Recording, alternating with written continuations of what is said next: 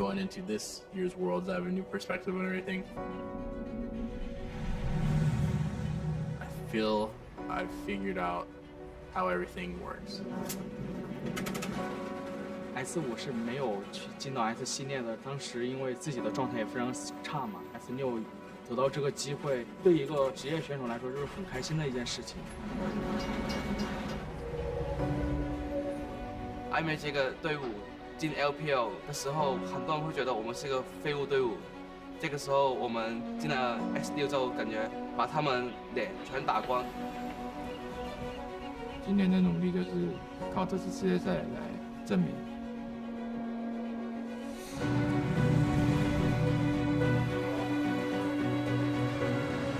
오랫동안 못 봤었는데 주목도 높은 그런 무대에서 좋은 경기 보여드리고 그냥 좀 오랫동안 기억에 남는 경기. I'm really glad I finally made it to the World Finals. It was my dream. It feels amazing. Primeira vez a Cabo conseguiu ter uma vitória, a segunda vez a PEN conseguiu ter duas e foram muito bem. E a gente espera continuar melhorando isso a cada ano. A gente espera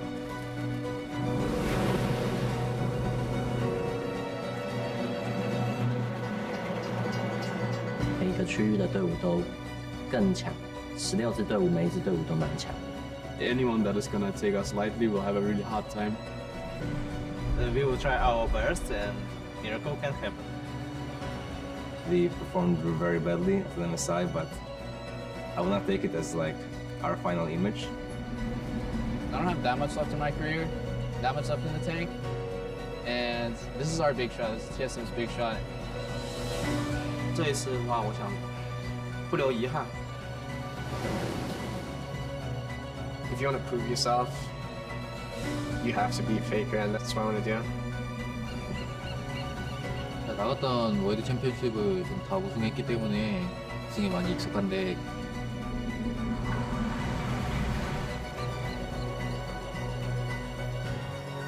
전 세계에서 최고가 될 수 있는 그런 기회잖아요. 그래서 그 기회를 꼭 잡아야 된다고 생각해요.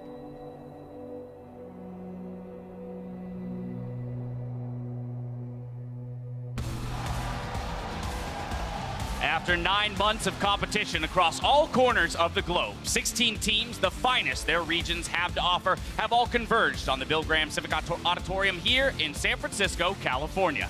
Now you're getting a look at the sights and sounds of opening day. As you can see, the stands, the arena is packed.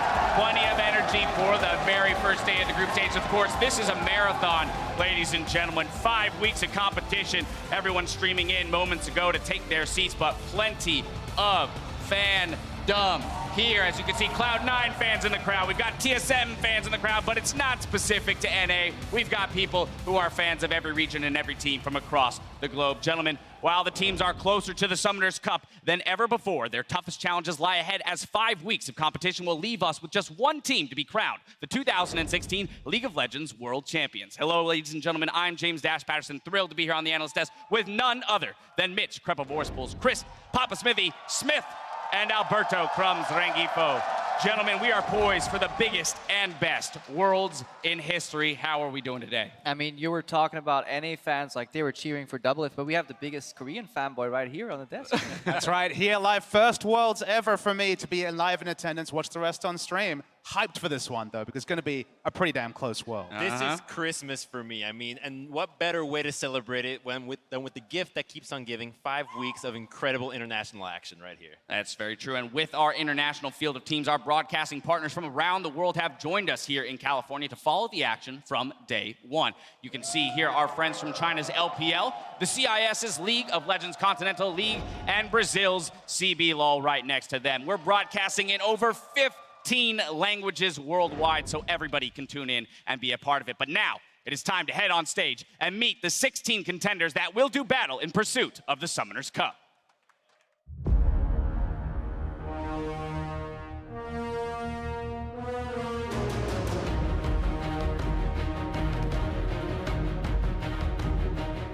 Ladies and gentlemen, welcome. We are here for the DreamHack Summer 2011 Championship game. Oh my! Going to win the Season 1 championship if they can hold.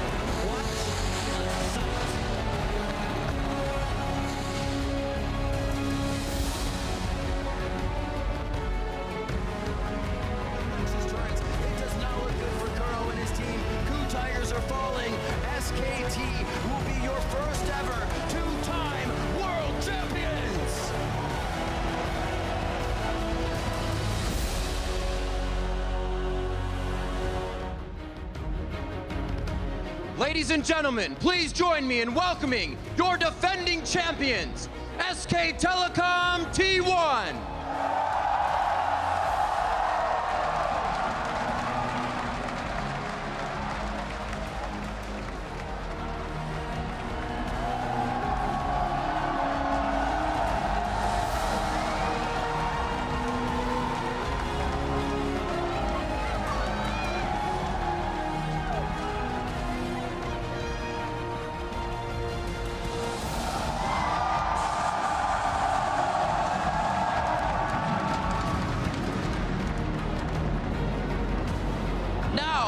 Meet the teams here to challenge their title for the Summoners Cup. Starting in Group A, from Korea's LCK, Rocks Tigers.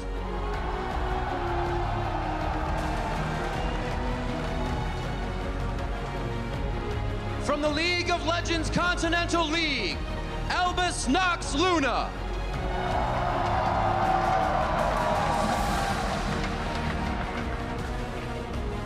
Representing the European LCS, G2 Esports.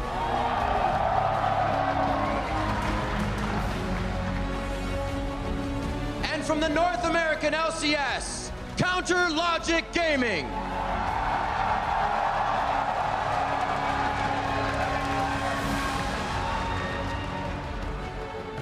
Now turning to the teams fighting for dominance in Group B.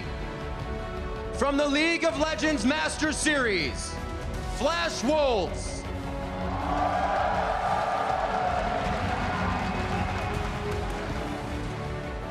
Representing the NALCS, Cloud9.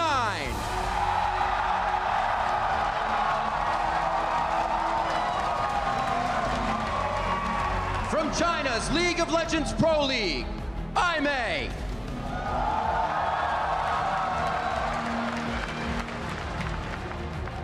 The reigning world champions, Korea's SK Telecom T1.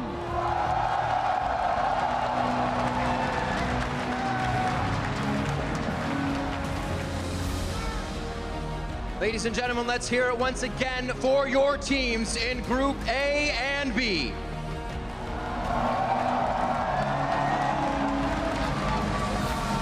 Fighting in Group C, from the European League Championship Series, H2K.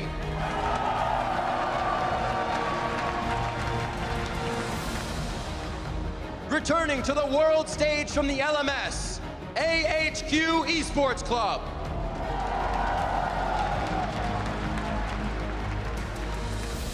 Representing Brazil's CBLOL, INTZ Esports.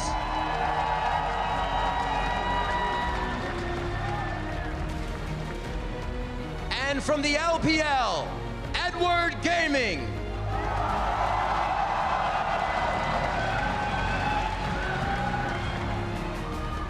Once again, let's hear it for Group C.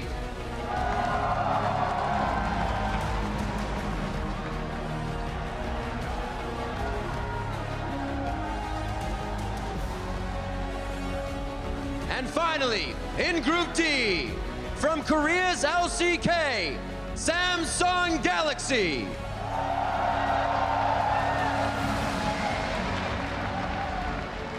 From the European League Championship Series, Splice.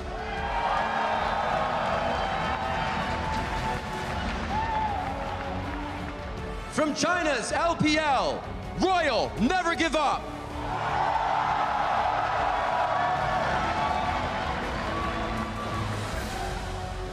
And representing the North American LCS, TSM. Each season is an incredible journey for these players, and to be at Worlds is their late game. Let's hear it once again for the 16 teams battling for the Summoners Cup.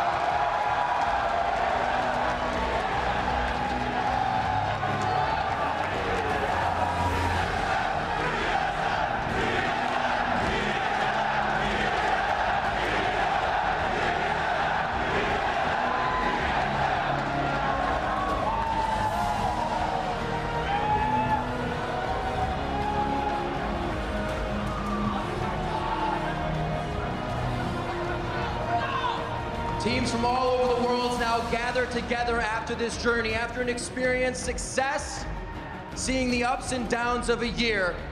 And now 16 teams stand poised to try and raise the Summoners Cup from defending champions, SK Telecom T1. Ladies and gentlemen, put your hands together one more time for every region, every team, and all the players here at Worlds.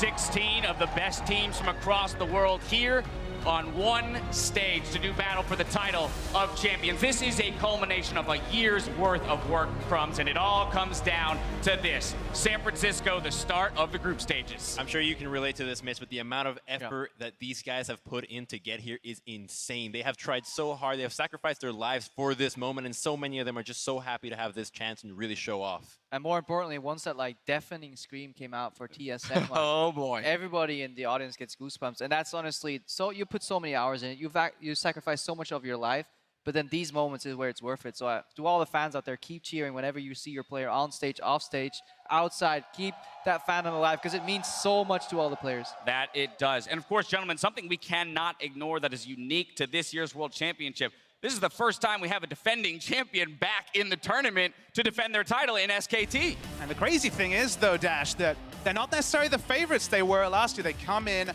the reigning champions, first time that's happened, but it was more about the Rocks Tigers this year, finally making that big ascent to win their first ever LCK split. But SKT in with a shout, and if you got FLICKR in the mid, very hard to count them out. I mean, that's the thing about SKT. On tournament play, they're still expected to perform. Even maybe not being the first seed out of LCK or the tournament favorites, we still expect them to show up. We cannot underestimate their growth throughout a tournament. They've shown time and time again, even at MSI, struggling at the start of the tournament, but once the machine gets rolling, they watch some VODs and they understand the meta game, they come out on top in the end. Can the Rocks Tigers challenge them this year, or is somebody else going to take that? Speaking of growth, though, North America, finally the year that seems like everybody has agreed that this is a region worth respecting. Even the Eastern teams are respecting and saying that these guys actually have a shot. They're not to be taken lightly. And if you're going to put the eggs on the basket for North America to win, it seems like TSM is the team to go. And just all three have something to surprise. And it's so interesting that they've finally decided to follow their own meta and stick to that. It worked in MSI. It could work here again. 17-1 in the regular season, 6th appearance at Worlds, you know, recruited double F2. If it's ever going to happen, if it has to work, it is this year that TSM has to kind of put up or shut up, and I'm excited for them this tournament. An incredible summer split for them. I mean, incredible growth for that team over the year. I do actually want to hop back, Papa, and get your take on the Rocks Tigers, perhaps our tournament favorites. We talked about SKT trying to defend that title. We cannot forget that Rocks made it to the finals. They were the runners-up last year, and they've come back only stronger. And the fun thing is, Dash, that was kind of an overperformance for them. When you looked before the tournament last time, people were talking about the Rocks Tigers as a good team, but not a great team. They had their weaknesses. They finished second. That was almost more growth than you would expect for this team. Over the offseason, they brought on Peanut. They changed their style. Crazy how they could adapt from a very defensive-minded jungler in Hojin to that aggressive jungler in Peanut. Came so close in spring season, dropped it to SK Telecom. Finally dodged SKT, took down the LCK, but maybe their success here is on whether they can actually beat SKT. That would be the ultimate for them. Winning Worlds, that's one thing, but also getting rid of the specter of SK Telecom and their domination over the Rocks Tigers. That will be a Worlds to remember. Yeah, we talked about 2 Korean favorites here, but if we're going to talk favorites for the entire thing, we have to talk about Edward Gaming. EDG is coming in undefeated. They were 16-0 in series in the regular season. They have such a fantastic lineup, probably the best AD carry, probably the best bot lane in the tournament they have with them, and they're honestly tournament favorites. Right, you talk about that 17-1 out of TSM, 16-0 out of EDG, just as, if not more impressive. Well, if you got to talk about favorites, you also have to talk about the dark horses. And we've known that LMS has been the dark horse all of this time. They always play spoiler and just surprise every single time. And what's interesting is that these two teams also happen to have almost an identical lineup to what they had last year, which is so exciting because that doesn't really happen. You get to see the growth of a team throughout an entire year, and they make it back. I mean, talking about the major storylines for that region, the fact that they secured a Pool 1 seed at MSI. Yeah. And as you mentioned, both Flash Wolves and AHQ making a reappearance here at Worlds. They were kind of counted out last year. Boom, both of them make it out of their groups. What are they going to do this time around? I mean, AHQ, we talk about growth, but we also have to talk about struggle. They did not have a great season overall. They openly came out in multiple interviews, discussed how they were struggling, how the team communication was breaking down. But then they had their equivalent of the regional qualifiers, swept it 3-0 in the one one game, 3-0 in the next, and then they came into Worlds with very clean macro play. It'll be very interesting to follow them against H2K in particular in that group. All right, well, we haven't touched on the European LCS, Crepo. So here we are. What are your thoughts with the contenders that the European LCS has put forward? Well, at least G2 Esports screwed themselves at MSI because they ended up taking the equivalent of the #1 seed, but now a #2 seed. Right. They're actually favorites to at least get second place at minimum in that group.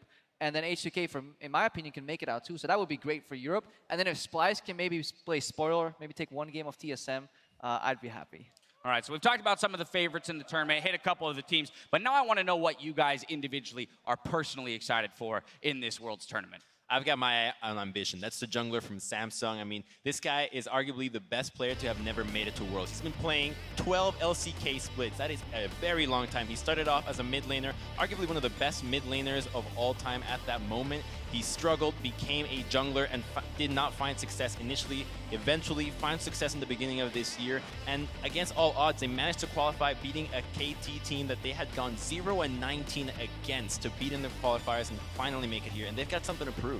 It just meant so much for Ambition. You know, this is a player who started playing highest level, competitive League of Legends in OGN Champions at the time in April of 2012. We're talking about 9 months before LCS even started. Was top tier at the time. FLICKR came in and then maybe he went down the tier list a bit, but changed role. Now here with Samsung. There was an interview with him just before where he basically counted himself out. He thought, okay, I don't think I'm going to make it to Worlds. I've come so close so many times. Maybe it's not going to happen for me. And it was just so much emotion from that Samsung team, but Ambition in particular.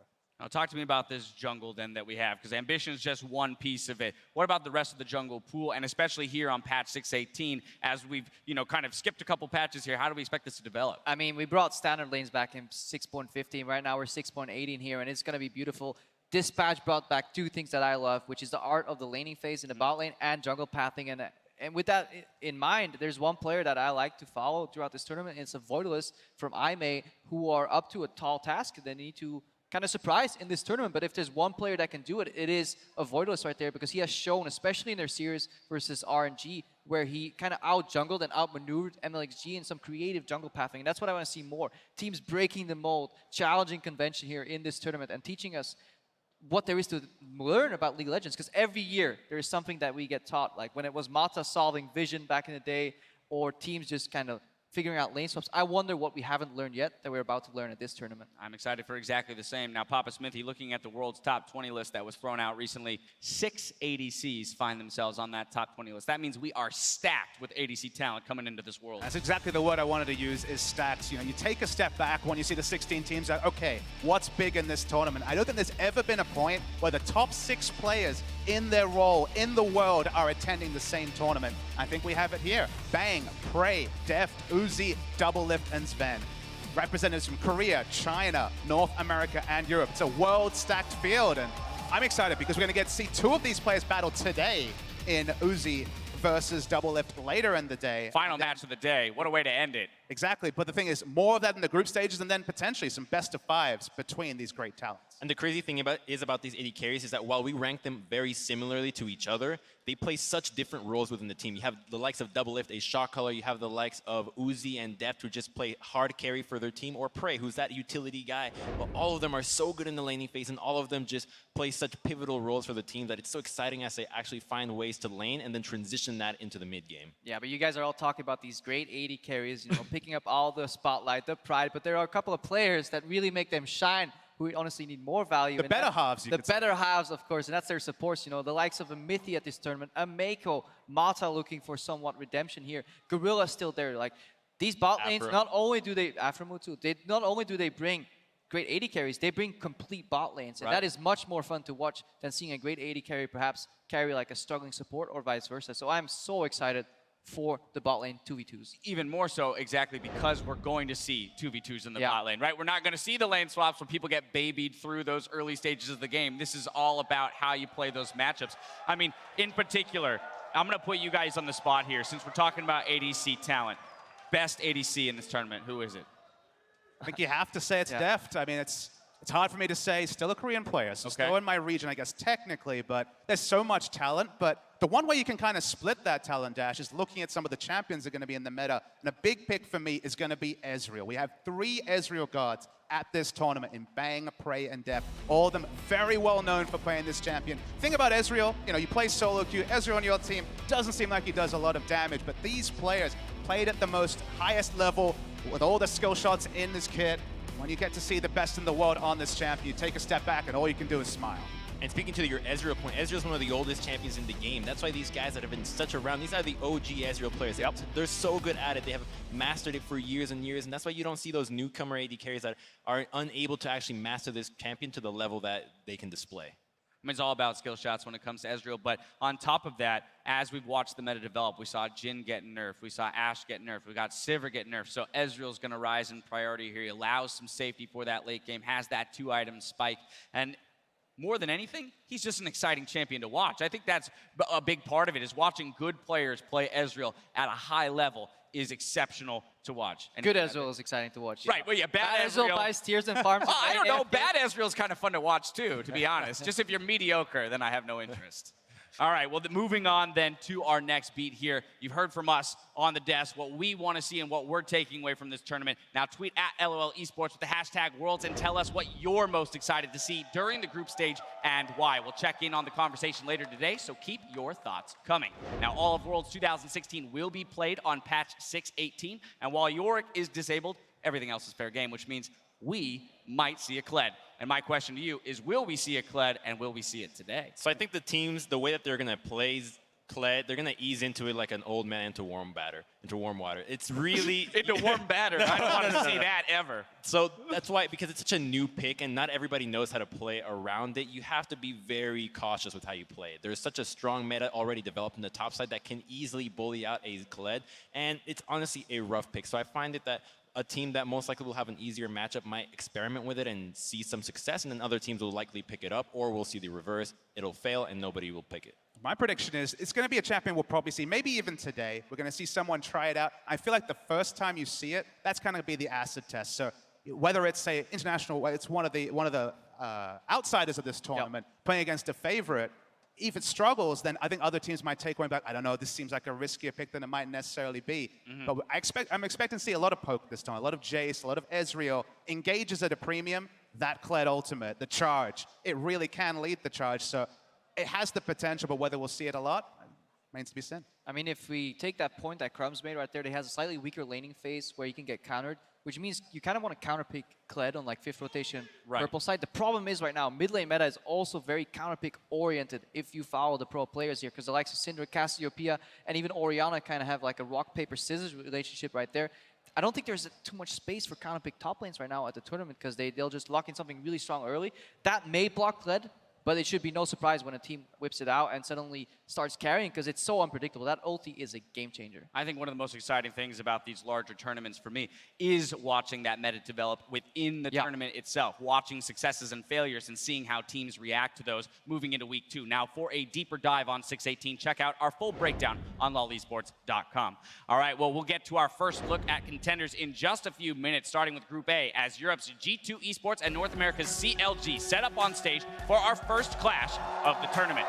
Then the Rocks Tigers will go up against Albus Nox Luna. Group C is up next with H2K versus AHQ and CB Lulz INTZ versus Edward Gaming. Then it's Group D as Korea's Samsung Galaxy takes to the stage against Europe's Splice. And our final match of the day pits TSM against the LPL's Royal Never Give Up. What a doozy to end the day. Now, throughout Worlds, we have the Riot Games 2 stream up and running to bring you a specialized look at the action unfolding on Summoner's Rift. We'll have special guests and a team of analysts for each game during group stages, offering a rotating focus of specific lanes, matchups, or exciting players. Now, during our first match of the day, Sipa, Zyrene, and their guest Matt will tunnel in on the support matchup between Mithy and Aphromoo. For more details, click over to lolesports.com or check in on the Riot Games 2 stream throughout the tournament. Before we go, though, gentlemen, it's time for me to put you on the spot one last time. Our first game of the day, G2, CLG, EU, NA. Down the line, Crepo, who you taking? I'm going to go for G2 Esports here. I know CLG come into every tournament with a lot of cheese. They'll whip out the Parmesan, the Gouda. They even have crowd support. But G2, they're done with their vacation. They practice super hard, and they're going to smash CLG. Alrighty. How about here, Papa? I mean, at the end of the day, I'm going to take G2 as well. I know that the crowd aren't going to like it. That's what I'm talking about. Yeah. You guys are making enemies here. Day one, game one, we're making enemies. Wait, guys, Koo is no longer here. But what I will say, though, is that remember back to MSI, CLG had the Aurelion Soul. They had something prepared. I think the fact that CLG plays in game one of the day when the meta's not settled, this is their best chance to take down G2. So it's a close one. Based on tape, you go for G2, but can't be too surprised if CLG. I see Crumbs is antsy. He's ready to go. What do you got for me? You know, my mind's telling me that G2 will take it. My heart wants CLG so bad, but there's just so much against Follow your heart, CLG Crumbs. right now. Follow your heart. I have to take G2. I have to take. No. But this is their best shot. This is their best shot for CLG. I think they can do it. I want it to happen. You're done. You're done, Zone. Already. The evidence is too much, man. It's been the whole split. I got to go with Papa Smithy on the best of 1 point for CLG. I think that's a really, really big move for this squad. And it looks like the crowd is behind me on that one. But, ladies and gentlemen, 3-0 here on the desk in favor of G2. It's time now to hit the rift here in San Francisco. So without further ado, let's send it to the casters to fire up Worlds 2016. Hello, everyone, and welcome to the Player Experience stream. I'm Daniel C. Fedrakos, joined by Aiden Zyrene Moon, and our special guest for this first game is Liquid support Matt. Welcome, gentlemen. Matt, how's it feel? You ready to watch some high-caliber League of Legends? Yeah, for sure. I mean, obviously I'd want to be at Worlds, but watching Worlds is a close second. Yeah, and I know first up we're watching 2 supports. Really excited. Like, have you actually looked up to these supports at all, like with Mithy and Aphromoo, and like actually taken inspiration from them? Yeah, for sure. Afro has been sort of my idol, especially when I was a challenger player. I always looked up to Afro. Just how he plays the game. He's the shot caller for his team. He's the playmaker. He's, yeah, just this player who controls the game. And I really respect Mithy too, because for most of the games that I've watched EU LCS, Mithy has definitely surprised me with how like dominant he can be on like the really passive champions. Yeah, too. he's super intelligent about trades and how to actually play matchups. So I'm really excited about this. I'm excited as well. But for those of you unfamiliar with the format, each group stage match will be focusing on certain players or individual aspects of the game. And let's take a look at what we've got in store for day one. So, of course, game one, Matt's going to be helping us take a look at the bot lane brawl between Mithy and Aphromoo. Already said you looked up to Aphromoo. We'll learn more about how Mithy's going to play in this tournament. Yeah, and then in game 2, Inori will come on and help us track the junglers as we feature Peanut, and later the duel between Clearlove and Revolta when INTZ and EDG go head-to-head. And if that's not enough, we're also going to have Froggen along for the ride, and he's going to join us to analyze the Ryu Westor matchup in game 3, as well as support our analysis of Crown in the game 5 matchup between Splice and Samsung. Now, let's jump right into our first matchup, G2 versus CLG, taking a look at those 2 supports, Mithy and Aphromoo. You know, not just about looking up to them, but let's talk a little bit about style. Who do you guys think has the edge here in this matchup? Ooh, in lane phase, I definitely give it to Mithy. Outside of that, it's kind of anything goes because Aphromoo isn't always about the lane phase. He's a lot about that roaming, going mid randomly and helping Huhi out, and then coming back down to the bottom. So Aphromoo is less of a by-the-book player, and you can always rely on Mithy to play things by the book, and that's why he's so good, because he will always get the better of matchups if his opponent messes up in any way, shape, or form. Yeah, I definitely agree with that, because the last time I saw Aphromoo playing was against TSM. I was actually casting for the alternate stream, and I was really disappointed in how Afro's laning was, because he was picking the lane dominant support. He was playing a Karma into melee matchup, and unfortunately he wasn't really converting his advantage of a pick into anything. He was going even farm, and yeah, overall really disappointing. So I don't think Afro will have much of an edge in the laning phase, but post-laning phase, I definitely trust Afro with any sort of playmaking and shot calls. Yeah, and I actually do want to talk about the AD carries just a tiny bit here, because both these guys are alongside really actually lane-dominant AD carries. Stixxay, you don't think it, but the guy actually did the most damage for AD carries in playoffs, and during the regular season, he was number 2 in CS differential at 10 minutes, where Sven is number 1 in his region. So the only person that was beating Stixxay in lane was actually Doublelift statistically. And looking, of course, back at that MSI performance, it's hard to look back at that. Of course, we had a whole season between there, but he's proven himself on an international stage. So many young players, we have to wonder if they're going to be able to step up to the pressure. That's not a question for Stixxay. He's proven that he can go toe-to-toe. But the question for me with Stixxay is, this guy, I saw him back in Challenger way back in the day. He wasn't very good. Then he came onto the LCS. He still wasn't very good. Then playoffs happened. No, seriously, playoffs happened. You think about those clutch moments, Game 5 against TSM in Las Vegas, and then at MSI, the guy stepped up, it's like, is there regular season Stixxay, and is there like a playoff Stixxay? Is there like a tournament Stixxay? Does he get a buff? Because this guy seems to actually do really well under pressure, and his stats even went up once again in playoffs this split. Yeah, I really hope so, because Stixxay, if he shows up for CLG, I think CLG's biggest shot is not losing in that bot lane. Yeah. Of course, we're going to have to see how the matchup unfolds, but if you have any questions for us, you can tweet at LOL Esports with the hashtag #AskTheCasters, and we'll look to answer a few of those questions either during the game or after the game, depending on how intense the action is. Now, guys, we are slowly getting ready to get into champ select here. I want to talk a little bit about 618. We heard Kled from the analyst desk focusing specifically on the bot lane. Do you think there's going to be any big changes?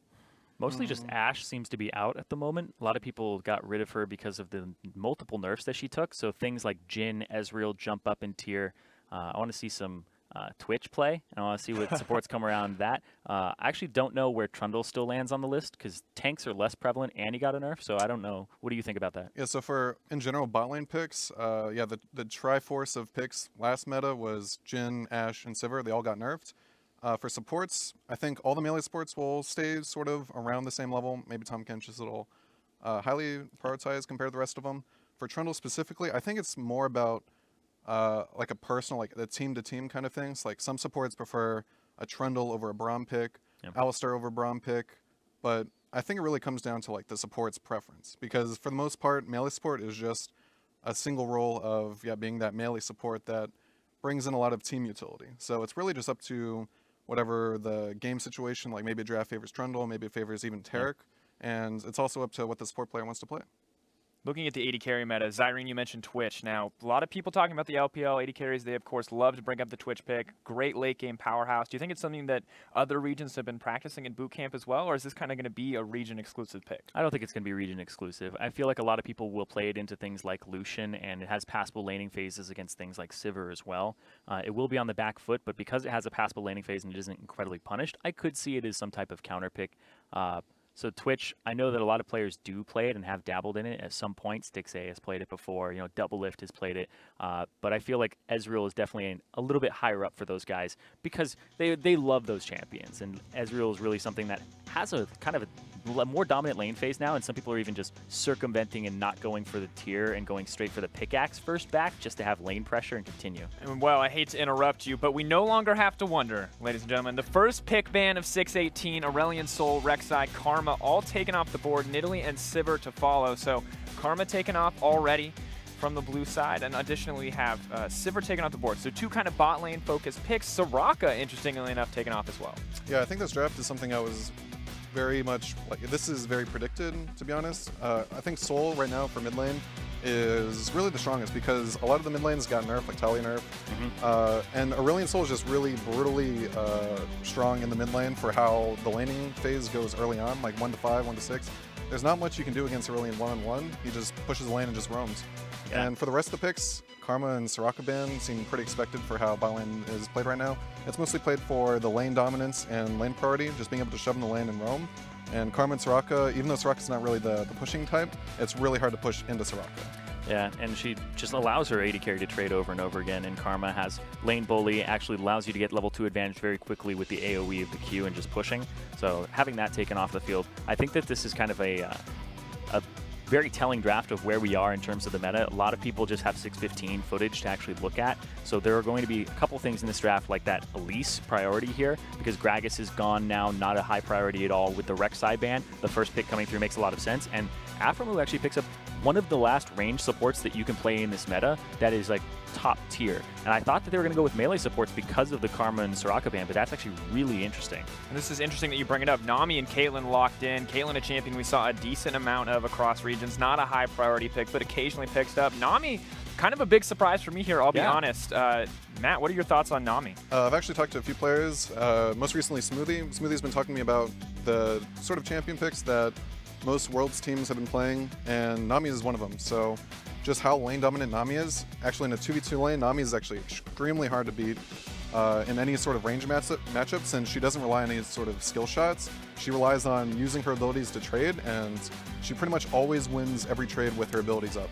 And for Caitlyn, I think it's more of a pocket pick for Stixxay since I've seen him play a lot of Caitlyn in pretty much interesting situations in Spring Split, so I think he really has sort of an affection for Caitlyn. Yeah, it's definitely his go-to pick whenever he's looking for a little bit more effective range and being able to control that mid game and play the CLG Siege style. And because we're in 6.15 and 6.15 onward, the lane swaps aren't going to happen. So now the Caitlyn and the Nami being such a dominant lane, CLG could look to get an advantage here. And it even makes G2 last pick their bottom lane in the 4-5 slot there, because now you're just going to hide it forever. You're going to see what you're playing this into. And they went with priority picks for their other 2 lanes. And I want to talk about this because, I mean, bot lane is wonderful and it's interesting. We're going to have so much time to talk about it. But Syndra, we saw it in NA, rising popularity pick. Let's talk about Jace. Now, we talked a lot about it in the boot camp, but I've just heard nothing but good things about this pick. I have heard it is so strong on the patch.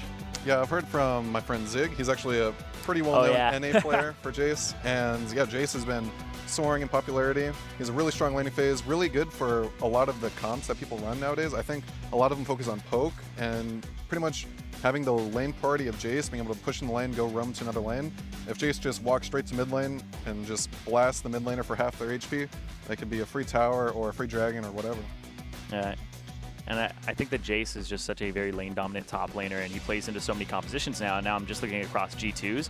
It's kind of pick composition-oriented here. They have one of the best gank assistance mid laners in the entire meta with Syndra. Everybody else is kind of, not a lot of CC in their kit. They're looking at things like maybe a Malzahar is right behind her in that. And then the Elise, which is one of the hard CC junglers left, one of the only ones left because people are playing Graves. In Italy, there's all of these guys that roam around and try to kill you, but not so much CC. So G2 are looking more at a pick composition here, and they actually do last pick their support actually quite a lot here. And the Braum, I think, is a really interesting pick here because against the Caitlyn with the Jhin, this is a lot of lockdown if you can get to that team. So before we move on, I'd like to talk about Poppy. Like, Poppy seems extremely weird to me because I've never heard anybody talk about Poppy yet. And yeah, it seems like maybe he's just trying to set up a... I don't even know if it's top. It's definitely top lane, right? Most likely, or it's jungle. One of those two. I don't know about jungle Poppy and the Elise. That sounds actually really horrible. So I'm going to assume it's top lane Poppy. Yeah. And they're trying to set up some sort of good matchup. I'd assume Poppy's really good at setting up ganks for the Jace. So looks like they'll be trying to get that gank going. The 2 things that I see here for the reason that you would pick the Poppy is, one, into the Jace. Maybe it's okay because your W will block the Jace Q when he jumps in the melee form. You can prevent a lot of that damage, and that's a big source of it. And then the other thing is, if you look at this composition, they didn't take a melee support. They took a very squishy support here, so you're going to need some tankiness somewhere else. And if it was just this Olaf in the jungle here for Mithy, which is something that he's been playing a lot, had a little help from Rain over in the boot camp, then you're looking at a single tank composition from that Olaf, and he's not really going to be building all of that tankiness necessarily. He's more of a diver. He's more of that guy who jumps in, but he needs somebody to come in with him. So the Poppy alongside the Olaf does actually make a little bit of sense for that, but the Vladimir as well is kind of a little strange.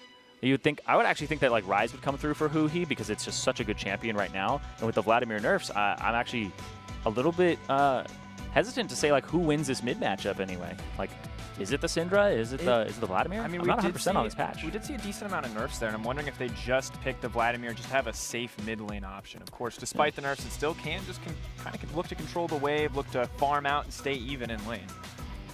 Yeah, from what I've seen, especially for this game, I think what we want to be looking for is really just the styles of both regions. For NA's bot lane, it's really just our style of picking a range support, picking for the priority, and picking for the lane dominance. And for EU, just to be picking the safe, scaling, and yeah, just farm it out. Yeah, it's very stylistically for these regions, but I think that that's really interesting of Aphromoo is like some people actually moved away from the range supports after MSI, but Aphromoo stayed on that train. He doesn't have a single Tahm Kench game this split, which is like kind of mind-boggling, but he's always stuck with things like the Bard, like the Soraka, like the Nami, and like bringing those out just to try and own the lane in a way. But now on 6.15, is that going to be one of the metas? Is that going to be the meta because you don't have the lane swaps? It's still up in the air. And you say stuck with it, but Aphramoo's playmaking potential in a lot of those champions has been insane. The Bard plays coming in from him in that match against Envy in particular to bring it back was totally crazy, and he has been able to make a name for himself on these range support, despite them sometimes being a little bit weaker out of the lane phase. It's hard to make up for that difference between the Braum Unbreakable when Nami's such a squishy support. Yeah, I don't know if I would say they're like not as good outside of the lane phase. I feel like they're harder to execute on, right? Like you need a really good Nami bubble to actually justify picking Nami for that late game, as opposed to something like a Braum, where it's actually quite easy to execute on. You have zones of control and things like that, and actually a way to stun people rather easily with just auto attacks, right? And then have people follow up. Yeah, so Aphromoo has to be on point. Pretty solid setup overall. Of course, a lot of interesting picks coming in here. Poppy in the top lane versus the Jace. Syndra Vladimir, kind of standard from 615 from what we saw for NA, but a relatively new pick for Europe. Now looking at this, CLG with the double ranged bottom lane, do you think they just take complete control here in the early game? The way CLG can play this is to interrupt the G2 bot lane camp, and without a camp, the kill pressure that G2 has is pretty much non-existent, especially in the early game. Until level 6, I'd say. So for the most part, CLG should be looking to push in, get a lot of priority, and yep, just dominate the lane. I don't think they'll actually be going for the stop camp. Not sure what they're going to do level 1. Yeah, it's really interesting because G2 is one of the teams that didn't do too many level 1 camps. They actually interrupted camps instead. But CLG, it's going to be Olaf starting on the blue, and CLG is going to go for a fast shove. And this might just be a small Krug take as soon as they see them. Oh, I see what CLG is doing. So they're actually going for a level 1 that's going to be maybe sort of cheese, but they faked leash on the Grump, but Olaf actually started on the blue. I'm not really sure what they're going for since they actually didn't do anything. They just sat in the tri-bush and walked a lane. Like, that would be a really good kind of cheese if they denied the knowledge of where Olaf started, but since they faked the leash, but it was actually just a real leash, but they didn't auto-attack the buff. Yeah. Has this given them control of the lane? I mean, you see a lot of poking traded back and forth here. Yeah, right now for the laning, it's pretty much just expected. The way Caitlyn can just push in the lane, there's not much GT can actually do. It's that effective range. As soon as you walk up, Sven's going to take some harass. And it would probably be actually level 2 first for CLG, even though the Krug went over. So yeah, small advantage there for CLG. But you can see they don't get over greedy here on G2's side. They're willing to actually give up some of the CS, and it's one of the strengths of both Sven and Mithy that they know how to play the matchups. Even if it's an unfavorable matchup, they know what they need to do to actually survive it and get to that mid game. So, looking at the game as we've seen it now, as I make random hand motions as we come back to camera. I Hello, welcome take back. my knee off the chair. We weren't sitting down and relaxing, no. We stand all the time, I swear. So looking at this bottom lane, I want to kind of shift our focus away from there. I want to talk a little bit about the expected jungle impact coming in here. Syndra, you said, is a very good gank-assisted mid laner. Do you think that that is exactly where Trick needs to apply pressure, or can he kind of pay attention to the bottom side now that CLG are starting to push in? Well, if you think about, just pretend you're G2 and you're doing research on CLG, you're like, which lane do I want to gank? I probably want to gank Huhi. Huhi seems like a guy that, you know, he is actually in a bad place a lot of the time that you're able to take advantage of. You're going to get a CS advantage over. And he's been kind of criticized as being one of the weaker links of CLG. Now, in playoffs, though, he did actually have a better performance for himself. He did play a little bit better and got more attention. But overall, I think that it's kind of that pick to, you know, you want to bully Huhi out of lane. Huhi does have a little bit of a safer pick in the Vladimir. But I think it's just kind of to exploit that. Because Perks, I think he thinks he's way better than Huhi. I know Perks, and I know Perks probably does think that. He is a very confident player, likes to go in with a lot of gusto, sometimes too much. I would say frequently too much gusto. One of our big criticisms is that he feels like he can always go into that side lane as maybe a Rise or whatever he wants to play as a split-pushing pick and stay for just a little bit too long. Try to get that 2v1 scenario. Look for those unnecessary outplays. The cockiness. Yeah. I mean, just for G2's jungle pathing, as a jungler, you just have to look at the lanes and see how gankable they are. So from the Elise's perspective, looking into a Poppy top lane, Vlad mid, and a double range, mostly pushing bot, I'm going to say ganking bot seems like the most likely place to get kill potential. It could be said the same thing for top since it's Jace and pretty much just the pressure Elise can bring towards top lane. Yeah, it's pretty massive. But I think for this game, G2 will be looking to either shut down bot lane for taking control of the double ranged, or maybe just ignoring bot lane and just letting them farm. Yeah, and just looking at the statistics from them, in terms of actually how much they had attention on them, G2 was near the bottom of the table with like 7th in terms of jungle proximity, having their jungler actually near that bottom lane. And CLG in playoffs actually jumped up to number 2 out of those 6 teams. So they actually got a lot more attention bottom lane, but which is kind of strange here because it was that blue buff start from Xmithy, and which is actually kind of a really strange start on this patch. Usually, like I want to say 90% of the time, we're going to see junglers start on the top side of the map so that their bottom lane can actually get a camp. And then they come and make that route to come bottom and get their first gank there in like 3 minutes. But everybody's kind of farming this game. Like even Trick is going through his jungle, full camp side clear for Elise on that left side before he even does his red buff. So he's not doing a buff to gank, he's going for a possible level 4.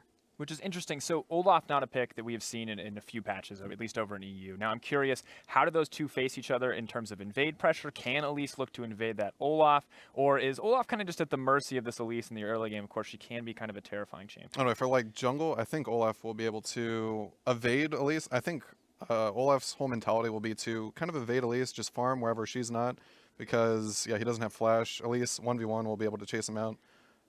It's really just about Olaf getting sort of a level advantage for how fast he can clear over Elise, and hoping that none of his lanes will be susceptible to that Elise gank. Yeah, and when you pick Elise, you do have to get those early ganks off right now, but she's one of the only junglers that can really do it quite easily. That's left in the meta at the moment. So if he doesn't actually get an advantage there, the Olaf will outpace him in the jungle, possibly go for some of his own camps and go for invades. But I want to see what Mithy does, because he has been a jungler that in the past has always risen to the occasion. He always kind of plays to the level of his opponent, even if it's like Rainover, right? Sometimes you're not going, or sorry, you never go, man, Mithy just got rolled by Rainover. Oh, he just got rolled by this jungler. Like, Mithy is usually neutral with that jungler. He's a very neutralizing guy. He will actually stop a lot of their power and what they want to do. And that's what I've noticed is his strength throughout the entire split. So looking at these two teams, I want to take a chance to talk about team compositions once again. New picks, kind of new identities for a lot of these teams. We've talked about what the Olaf can do and what it can bring to the table. What do CLG want to do with this composition? It seems like Stixxay is that big, obvious damage source as we move to the mid to late game, but what are we looking at for play in the early game from this team? It's really clear to me. CLG picked a lot towards teamfight, just 5v5, controlling objectives, and I think their whole game plan will be getting bot lane control, since they have pushing bot lane, getting vision around dragon, controlling every dragon, basically just baiting G2 to fight them at any objective, because they have all teamfight champions that are very good at waiting for the enemy to walk into them. Unfortunately for CLG, they do have kind of not much options against the poke from Jace, and Jhin has a very good amount of poke with his ult and W. Yeah, and even if you wanted to get close with something that's like hard engaged, this Syndra knocking you back with the scatter of the week, it's just very hard to get in on this G2 squad. So CLG will have to get to objectives first and not get poked down while they're on them, and force G2 to actually come closer to them. And I think also something that you were talking about, Matt, here is if you look at the CLG composition, they really only have one winning lane, and that's that bottom lane. And that's where you have to get your advantage here, because you have two losing lanes in both the Vladimir and that Poppy.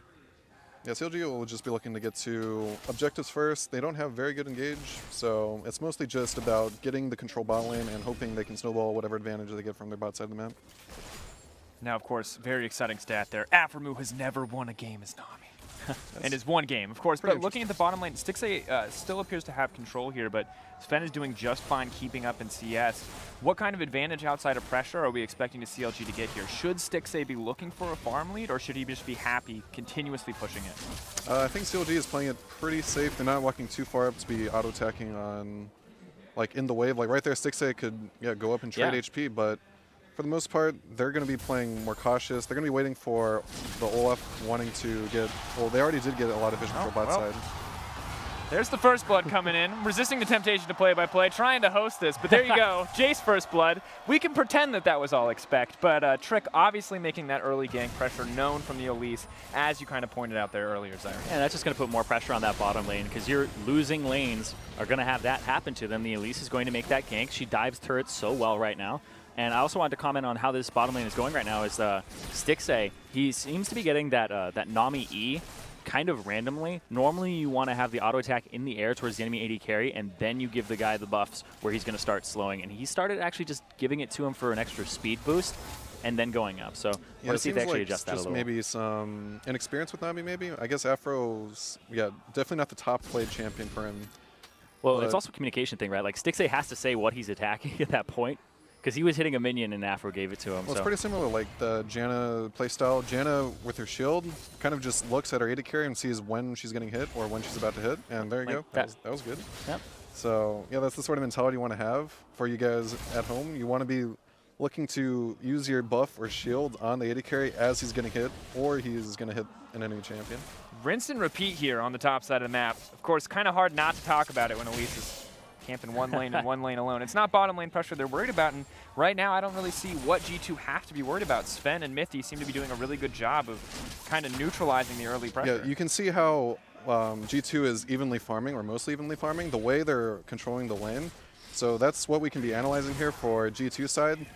You can see sort of in the middle of the lane, I don't really have like a cursor to point at, but you can see where just the edge of the wall is, where Sven is right now. That sort of area where the creeps meet, if the lane's on their side, then it's very easy to farm, because if CLG decides to push up, they're on 3/4 of the way up the lane, so it's very hard for CLG to look for any sort of harass when the lane's at this position. So when you're looking to safe farm, this is the sort of the area where the creeps want to meet.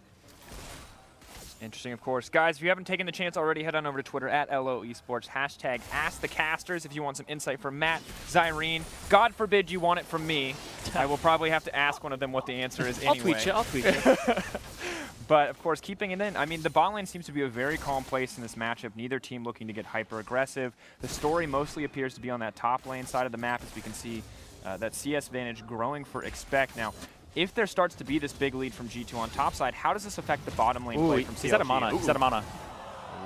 First flash, not bad. So for bot lane, to be honest, like the top lane winning or losing doesn't really matter at all until there's TPs up. So until the TP is up from both sides, yeah, the influence isn't as much. I wouldn't say people change their mentality too much after a first split happens, but to touch, I actually forgot one point I could bring up. Oh, that minion. Like wave control. Yeah, see how aggressive they're playing? So yeah. This all stems from how they wanted to control the lane. Whenever you hold a creep wave on your side of the wave, or sorry, your side of the lane, if all the creeps are building up on your side, then that's the real time for you to go aggressive in a melee versus support range matchup. Yeah, if they trade, you get minion aggro, and then you lose that trade even harder. Yeah, so you basically play safe while the lane's on your side. The creeps will slowly build up since all the creeps are on your side, and then as it's pushing out with extra creeps on your side, especially with Braum, since Braum can just W to minions, he'll be looking to take any sort of trade when the lane's back on the enemy side. Yeah, and right now he's actually probably going to hold this lane, and CLG, if they complete their backs and they don't do this, then it's a freeze for G2. Yep. Mithy allowed Sven to back, go for items, and now he's going to take his back afterwards. So really this just comes from CLG's, they played a little more safe, and this is really what I've been seeing from CLG's bot lane. They play really safe in the lanes where you're really just picking to get the advantages, and right now they actually have 0 advantages. They don't have any sort of control, especially with the vision. Once they walk back out, they're going to have to catch another wave. By the time Caitlyn gets back, she has to have Nami to be able to push out the next wave. So there's actually not much control right after this little wave where he can walk with Olaf. Yeah, and so you want to keep it outside of that turret range, because if the turret starts hitting it, he's going to have to call down the jungler here. Actually, sorry, if the turret starts hitting it, then you don't need help to break the freeze. They're trying to keep it there, and that's a CS advantage for G2. Not despite matchup, but it's because they're manipulating the wave better. Oh, they saw how Braum was roaming towards mid. It's really common for the supports to be roaming towards mid. Sven in trouble. Yeah, they just go for the dive. It's really easy.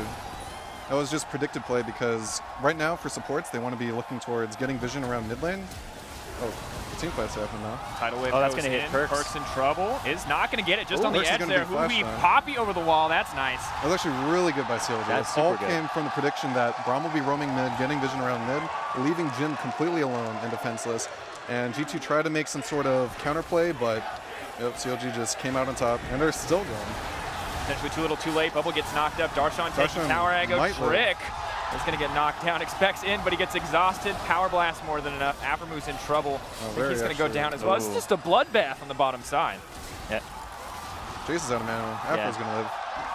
That's one of the things. CLG's still on top. You don't go for that tier build anymore on Jace. You go for the armor penetration, so you don't actually have so much in the tank. Yeah, tier is actually really bad for Jace. Yeah. Especially on top lane. Yeah, you really just want to abuse the matchup is the big thing, but damn, that is so much for CLG there, but it's even in gold because of the fact that the farming has been so good for G2 in these winning lanes. Yeah, so to backtrack a little bit, so how everything kind of started, Braum was roaming towards mid, getting that ward where you see the pink, it's called the pixel brush. There's a pink ward, and Braum was just kind of control vision around there, and CLG read that play. They were like, oh, Jin's going to be completely alone, and easy dive. Yeah, and it was the perfect follow-up as well because if you think about masteries, the Insight Mastery inside of the Resolve tree, the one that gives you reduced Summoner spell cooldown, Darshan has it, Expect doesn't. It was actually during that very small window where Darshan's TP was up and Expect's wasn't. So Expect actually had to TP to the turret on the second play that was made. Yep, just perfect timing, and very good predictions by CLG. So interestingly enough, the gold's still dead even overall. CLG with a small advantage here. Is this going to be finally the advantage that they need to take control in the lane phase? Actually, sorry. They both have it Insight. It was just the TP timings were very slightly different by about 10 seconds. So, literally these super micro details. Yeah, they're very, very tiny things. I thought that they had both TP'd at the same time, but honestly super close. And it'll happen again because Darshan's is like 10 seconds before expects in terms of when it'll be up. So if CLG look for that window again, like I want to know how much they're actually preparing that in advance. And Darshan's communicating my TP is up a little bit sooner, so now shove the wave. Yeah, big Go ahead. Okay, cool. So for the bot lane matchup, now post 6, post 5, the amount of kill pressure G2 has over CLG is immense. Like if there's a guaranteed 2v2, G2 can take any sort of fight and they'll be on top. Guaranteed 2v2 in the mid lane. Trick potentially in trouble. Huki healing up, and Perks just drops in an instant. Mithy kind of putting on a clinic this game, 2-0-2. Yeah, I really would want to know who made the call for diving bot, because if that was Xmithy, then Xmithy's just popping off this game. He must be just on point with everything he's doing this game, and he's really just carrying this whole game. Yeah, he was having a lot of training from Reignover on this Olaf in Korea during that boot camp, that one-on-one, right? Yeah. And like, he was the Olaf guy, Reignover was, and Xmithy had picked it up during playoffs. It actually had some bans thrown towards him. Now he just seems to be even better on this champion. He has really good timings on it so far. Yeah, I completely forgot. This definitely seems like a Reignover buff. That's what you need. Got that individual player coaching. Oh, Mithy looks pretty dead here. Oh, maybe able not. What happens? Unfortunate. Expect caught out as well. Things are just falling apart for G2. They had such a lead in the early phase, and it feels like G2's actually just tilting at this point. That's first turret as well going over to CLG. CLG just got 2k gold advantage off of that. And Stixay, this is one of the things with Caitlyn that he absolutely loves to do. He's placing traps inside of the upper part of the turret, so you can't see them. Yeah, it's really hard to see. Like, I would actually love a replay of that, because the way that he positioned it actually caught Mithy out, because Mithy was trying to path around that wall, and it's up towards that part of the turret. Yeah, it's actually something I wanted to like bring up towards Riot. I'm hoping that traps get some sort of outline when there's particles above it. They hide so much. You don't like the sneaky traps? No. You don't like that? I'll pass on that one. Well, let's take a look at that setup one more time, because it was so good. I mean, kind of abusing that vision to get this setup good. You can see just the edge of it. Yeah. Mithy trapped on the way out. Yeah, it's just G2 trying to kind of save their misplay from basically how they position. They're trying to take back what they lost, and they ended up losing even more. Oh, very nice job from Stixay dodging that. I think they'll be able to tank these. Get to trade shots, yeah. They'll be fine. Decent chunk of damage. It was actually more of a mind game, since he knew Elise was probably going to flash, and he was just kind of stepping towards dodging a flash cocoon. So good mind game, good dodge, good reaction. Things appear to be still going okay for G2 on the bottom side of the map, but Caitlyn's starting to get more and more items under her belt, the BF Sword, the Zeal as well. These champions, not normally ones we'd consider to face each other in a 1v1, but who kind of has the edge in terms of power here? For the bot lane? Yeah. Oh yeah, so as I was talking before, the way the 2v2 works is if Braum can engage, they're just going to fall over. But if CLG, I mean, obviously CLG is a really good bot lane. They're not going to let that happen. They're going to be always on the edge and never guarantee any sort of 2v2. Of course, maybe looking to avoid it now. Aphromoo taking some time to roam with Xmithy. He's, of course, our focus here for the game. Are they just going to look for more picks here? They've gotten already a pretty decent lead from this. Oh, just some standard jungle support roaming. Yeah, this is really good. There's the axe. Oh, no. You see, Aphromoo doesn't even go for the bubble attempt there at first. He goes just for the straight exhaust. I'm not sure. Yeah. I mean, he was waiting for the flash and for the next axe though, so the axe missed, and Yeah. So that was pretty much him. I think he was just going for a straight-up kill there, because otherwise you bubble during the slow to get the flash instead of the exhaust for the flash, because then you save your summoner spell. Second turret now going to drop for CLG. They also got the first Brit gold, so they got themselves a pretty decent lead. And honestly, you know, Stixay, a player we always have to talk about as an AD carry, but Aphromoo and Xmithy have been making these plays kind of happen. This is actually really different for CLG. The pace is very, very high right now. They were an incredibly slow team previously. So it looks like this bootcamp has been paying off for them. Yep, this is actually a nightmare for Trick right now. To play an Elise and get your lane just shoved in mid lane and bot lane, no way to farm. She's going to fall so far behind and end up being the squishiest person on the team. Aggressive engage. Stixay stun lock though. Will they have enough damage? Yeah. Stixay set to fall. Wait. Oh, Spiderlings. Wait, he actually might have gotten out there. Oh no, here it gets turned around. Oh, maybe not. Mithy trying to make his way out. There goes another kill for Xmithy. Wave coming in. Just seems like there's nothing G2 can do. Like, Xmithy has 100% KP right now, and he has 5 of those kills. Like, this guy's just a monster right now. This is actually insane. I mean, we're 15 minutes into the game. We have 12 kills. Like, just think about this as well, because Xmithy, he's somebody who's been not touted very highly as a top North American jungler. Trick, he is the 2-time MVP of the European LCS, and he went with a strategy here that was camp top lane, camp for Expect, which is not a strategy that G2 have done. Expect was always that throwaway lane, and the guy went Moby Boots as well on Trick. So Trick was kind of investing in have a really good laning phase, gank a ton, and it didn't pay off. And now if you skirmish over and over again, that Elise, her power just drops so far compared to that Olaf.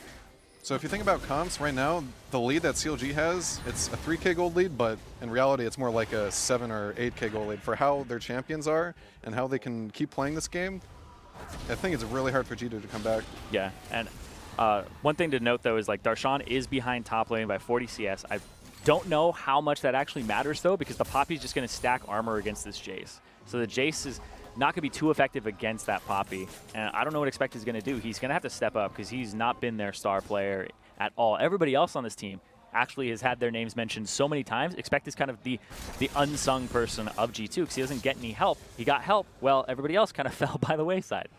Kind of a scary place to be. It seemed like Sven and Mithy were doing a good job of kind of minimizing the ability for CLG to take control on the bottom side, but Mithy, the massive surprise in this game. Everyone had kind of counted him out against Trick, and he's...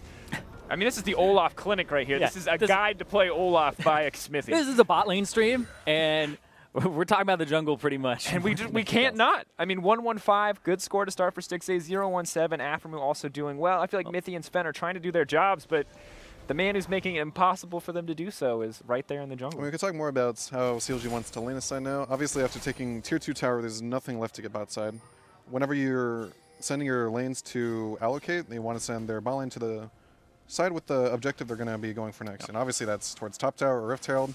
So with Caitlyn and Nami top side, they'll be able to get full control of the top side whenever they please after they get the lanes pushed in. Of course, though, Stixxay itemizing with the Runaan's Hurricane as the first item there.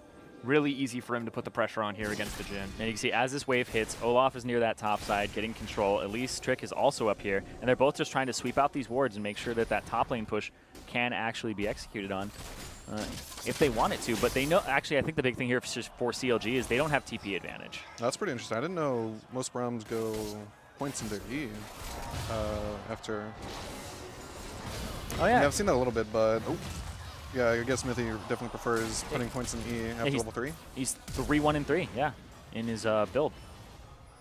It's mostly just for CDR, but I don't think he's building any CDR, so it's kind of interesting. Maybe just damage reduction. It makes him tankier. The more levels you get, the more damage reduction you deal after your initial shield shot.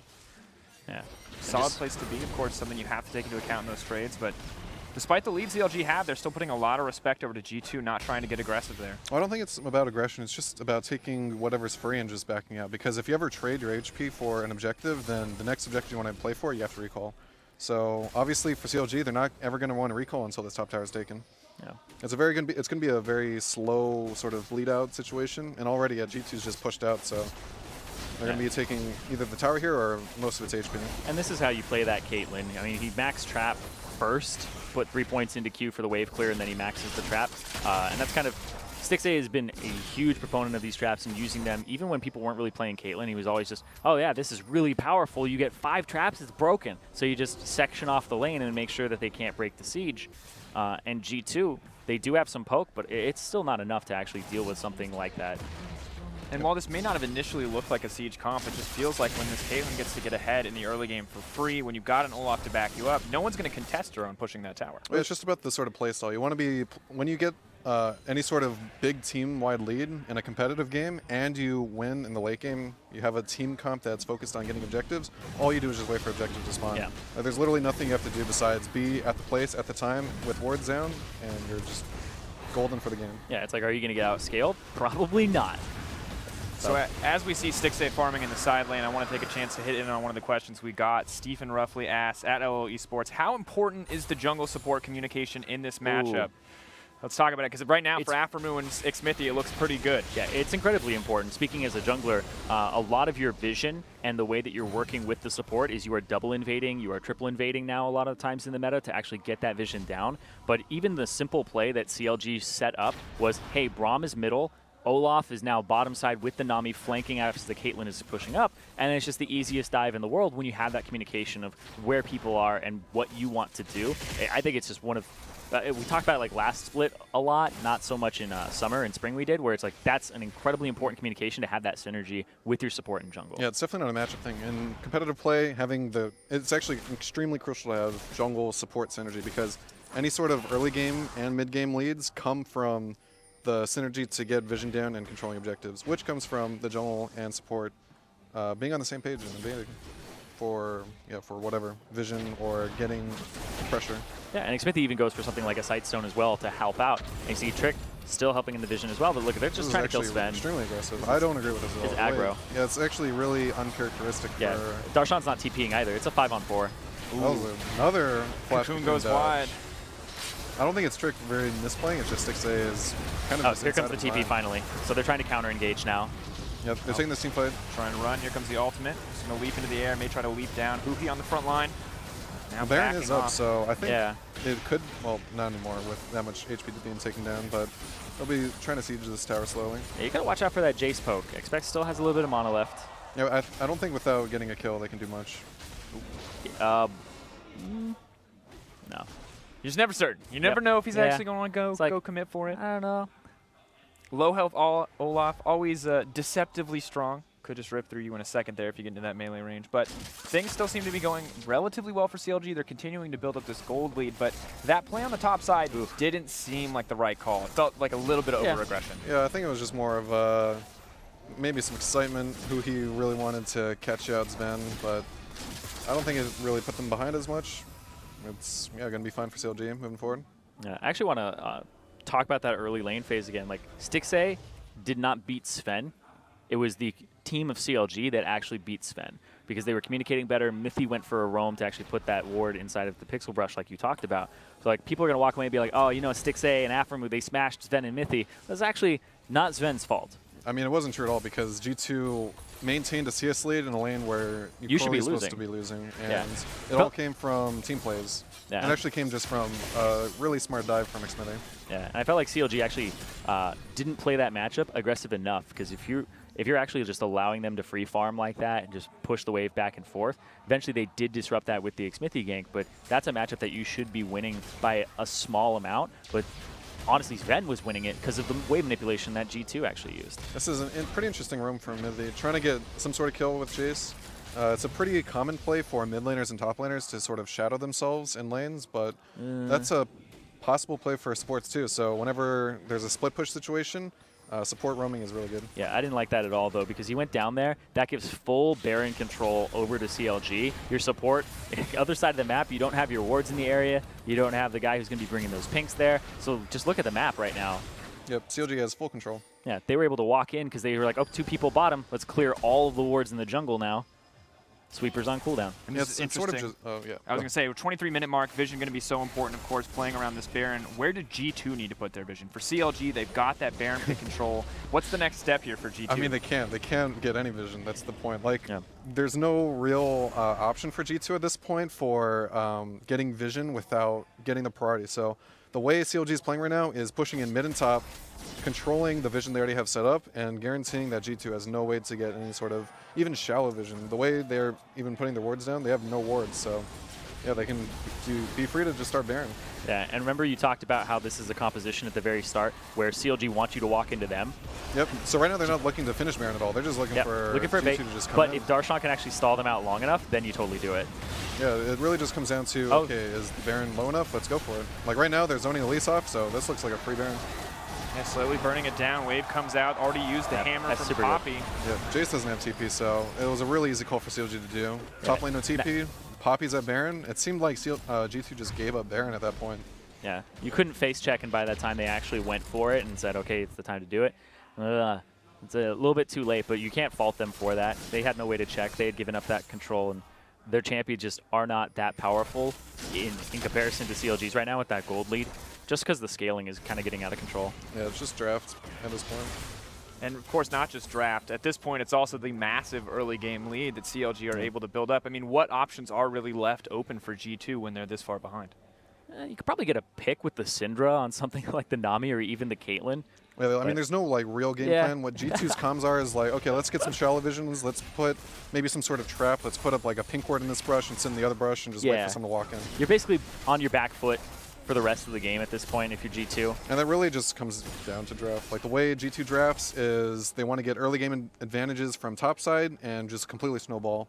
And CLG just made some really good macro decisions for that one dive, and all the team fights they've done, minus that one in top, to continue their lead, has been really solid from CLG. So I really like, even though how the bot lane played out was not in CLG's favor until that one macro play happened. It was, yeah, it was pretty much just the start of the end of this game for G2. I'm trying to think about that macro play. Like, Mithy, if that becomes a habit of his to actually do that, that timing was so good. Oh yeah, I mean, by it's definitely CLG. the habit of almost every support. Just the way supports path out of base is they don't go straight to bot. Yeah, most AD carries go straight in a straight line, but for support, you go at the diagonal line towards like your Wraith area. Yeah. And you want to be checking all that area for pink wards, putting your own pink down, and basically just contesting all the vision around mid lane. It's also one of the best positions to be in because if, you know, it's kind of that you're prepared. If your mid lane gets ganked around that time, you can 3v2 and turn that gank around. Or if your bottom gets ganked at that time,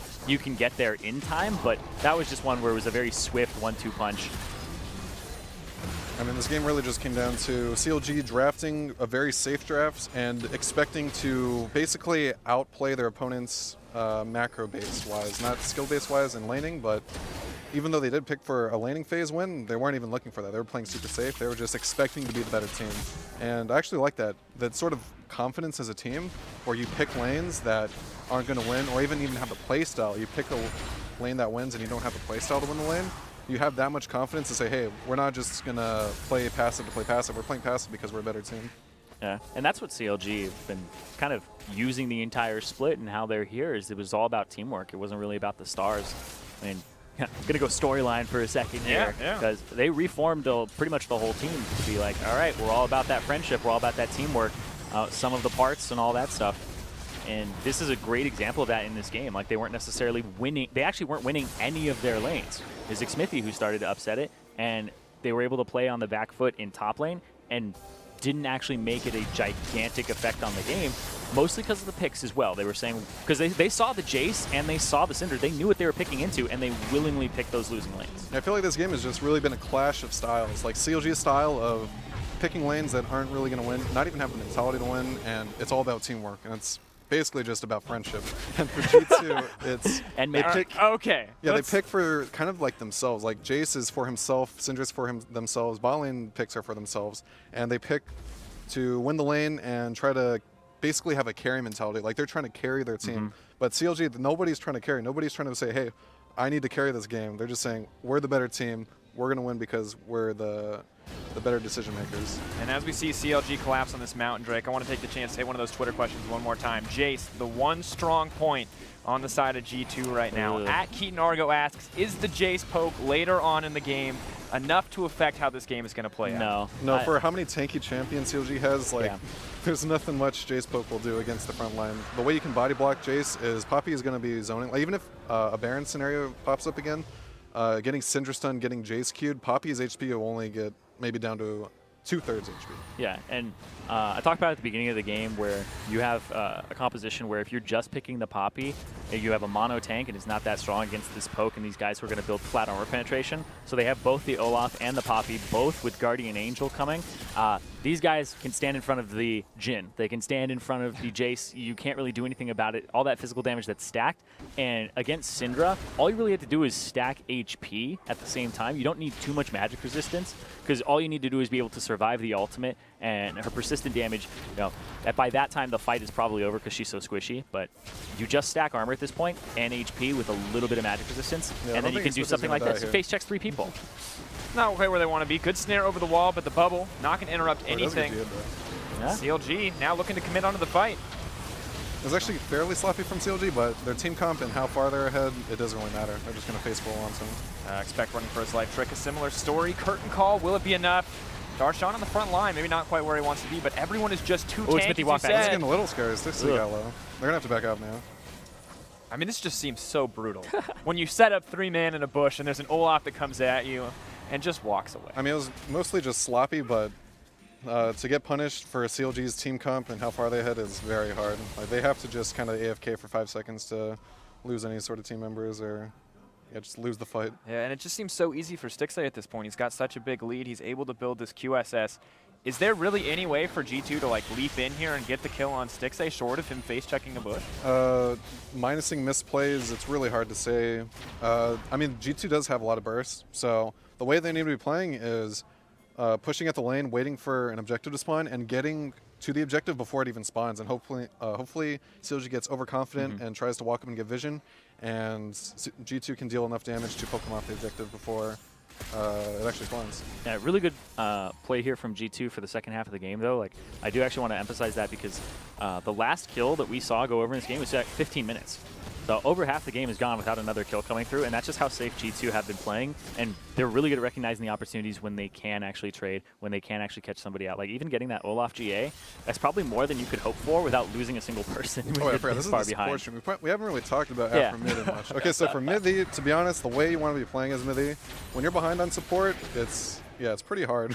You can solo queue when you're behind. There's not much for you to do because if you make any sort of plays, you're on the losing end of the plays. So don't make plays. You just want to get vision and take the smart plays. If you notice that the top laner with no TP is splitting and you're grouped, force the fight immediately. Yep. So the sort of fights you want to be looking for is in your favor on paper. So the 4v5s you're always wanting to take. That's just the mentality you need to have as support. But when you're ahead like Aphromoo's mentality is really just, he can be a little bit cocky, he can be pretty aggressive, but he's still the range support. He's really squishy. He has to be behind his Olaf at all times and getting complete control from his wards. He doesn't want to waste any wards. He wants to get his pink wards next to all of his teammates' pink wards and just control vision as well as he can with his Olaf. All comes out. Mithy on the front lines may not be able to make the plays to turn this one around because he gets picked himself. Perk's doing decent damage, but things just look brutal here. Darshan, Poppycopter comes out, says no. Yeah, the Braum is pretty much picked for the matchup as well, like to try and block the wave, but it hasn't been working out too well in this game for those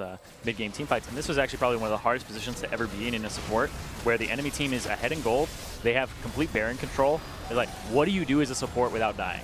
It's almost impossible, because you can't face check, you can't walk too far forward. You're the one who's supposed to do it, though. Soji is playing pretty confidently. They're all sitting with, like, no HP. Ooh. Gia gets popped, that's unlucky. Yeah. Six is playing... Ooh, really confident. I think he might be dead. Yeah, I mean, playing very confidently. I mean, if CLG ever dies with this sort of team comp, that's how they throw. If any of them die, and G2 gets the footing back in this game, that's how they lose. G2 keep chasing. Expect has TP, runs in with Jace. If he can get a pick here, then you can get Baron if you get the right person, but nope. I mean, this just looks near impossible for G2. CLG, so many low health bars coming out, but make it out instead. Well, right now, if you're G2, you can maybe look at the Baron and try to bait them into a fight like right here. This is actually pretty, Mithy. Perks is out of mana. He's not dealing with damage. Mithy going in, expecting some exhausted. Oh, expect is gone. Yeah, this is lights out for G2. Yep. Double kill comes in. Stixxay looking to make it a triple. The long slow goodbye. Oh, the G2 flare. I mean, to touch on a little bit about the support before the game ends, we didn't really talk about team fighting. So for team fighting, the way Aphromoo needed to play that fight is follow-up CC. So even though CLG doesn't have much CC on the rest of the champions, with Poppy Stun, with Caitlyn Traps, with Olaf slows, that's when Aphromoo wants to be looking to deal his CC. So once he knows the target's going to get slowed or stunned, that's when he uses his bubble, that's when he uses his ult. And obviously he's going to be using his W and Z on Caitlyn at all times. Yeah, this game was actually a little strange because it's actually around average game time, a little bit below at 34 minutes. And the way that it went was, it was 4 and 8, and I was off of skirmishes in the first 15 minutes of the game. And then it was all about just vision back and forth, G2 playing from a deficit, and then we just saw the last 6 kills go over in 3 minutes. And that's pretty much the game right there. So like, us not talking about the supports in team fights, we didn't really see too many team fights. We saw some skirmishes that maybe turned into one that nobody died in. Yeah, it's just down to the comps. When you have a comp that outscales team fighting based, you don't want to do any sort of skirmishes. You're very controlled and just bleed out the enemies very slowly and just take the win off of what seemed to be just one single good decision by Mithy/Aphromoo, knowing that the Jhin was going to be alone at that timing, and they just took advantage of the whole game off that. So very well played by CLG. I think as a team, they're extremely strong. Yeah, I think the draft was really important, and then I think that G2 kind of tunneled on having these strong meta picks, and they haven't put all the pieces together just yet, because like you have Jace, Syndra, you also have the Jhin and the Elise. Like these are all kind of S-tier picks in their role right now. And then CLG went with more of, all right, you know, we have this Olaf jungle, we have this Poppy, which is not on a lot of people's radar. And I think the composition from CLG is something that they came out with. It's very cohesive. They have an idea of how they want to play it. And G2's just kind of fell apart because of that early advantage. Like if G2 stayed ahead and that first blood came out and then they just camped and they were able to spread their advantage around, then that game goes completely differently if they stay ahead of the curve. I mean, this is just why I respect CLG so much as a team. As individuals, they don't think much of themselves for like carrying the game or winning the game. they think in the team sense, like the team-wise sense, where they're committed to just playing really passive, playing in this sort of way where they just rely on being a better team. Yep. And I think that like even their mechanics, you can see at the start that like the wave manipulation in the bottom lane, like G2 did actually have them a little bit outclassed there, but it's the communication. Yeah, for sure. It's those things that you're able to call the jungler down and they can adjust their plan based on how the game is going. I think CLG, like that's really, really good that they're able to do that. And that game is so important for the standings. Like these guys are fighting for 2 and 3. Everybody has G2 as 2 coming out of this group. And the way that you see it, you're in with a wild card. You're in with, if you're G2, you're in with wild card, and you're in with Rocks. Like, are you going to upset Rocks to get that win back? Like, Yeah, or is CLG going to get upset by a wild card? Like, that's what you have to rely on now if you're G2. That match actually means a lot. Yeah, I really love this result. I mean, just for NA Pride, very like. I'm like I'm upset as an EU caster. I'm like, oh, I'm American. You're American. I can just take both sides of this. Yeah, I like that. That's good. When if EU won, you would have been happy. NA won. Hey. I mean, it looked good, and I think the thing we talked about, kind of the difference between, yes, S-tier picks, but it didn't really feel like an S-tier composition. No. They kind of left themselves vulnerable. Do you think that they could have won if it was just if they had not given up those early advantages? Do you think they had the stronger Oh, for sure. call? I mean, G2, if they played without giving up that kill on Jhin and they continued the laning phase, they were poised to win that game for sure. Like, CLG's options, if they're not ahead, is very minimal too, because they rely on 5v5 team fights, and G2 would never give them any sort of fight. All they would do is control and choke out vision and slowly poke out all 3 lanes at the same time. They wouldn't focus all the resources in one spot. They would slowly push out all 3 lanes and the jungle and win because, yeah, they're the stronger champions and they're in the advantage. Yeah, and let's just take a hypothetical here for just a second. Mithy places that pink ward on that bottom right side of the river near the pixel brush.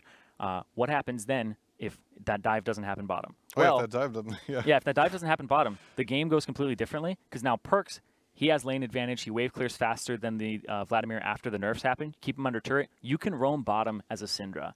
You can blow up this support. You can blow up this Nami. Like, if you free up Perks to actually roam around the map and use that pink ward to deny vision, like, that's a completely different game where you have 3 people, 4 people coming bottom, and then the answer from CLG is going to be a little bit lagged behind. Yeah, I mean, just from the game, you noticed how Darshan got behind because he got killed. Stixxay's bot lane was not ahead, and despite having the advantage of the picks. So, and Huhi in the mid lane, even if he does have even farm, Perks has a lot more playmaking potential if he roams first, and he does because he has the push potential. And yeah, overall, if G2 was at least even, I don't see how. Yeah, they always had the advantage. Like, it's really hard for any sort of play to happen on CLG side if they're not ahead. Yeah, like Nami becomes fish food very quickly for the Syndra. Like, just yeah. blow him up over and over again. And I understand what Mithy was doing with that ward, was trying to just set Perks up to go with that game plan. And it's that really small window. I want to say it's like a 20-second window that CLG actually used to make that play.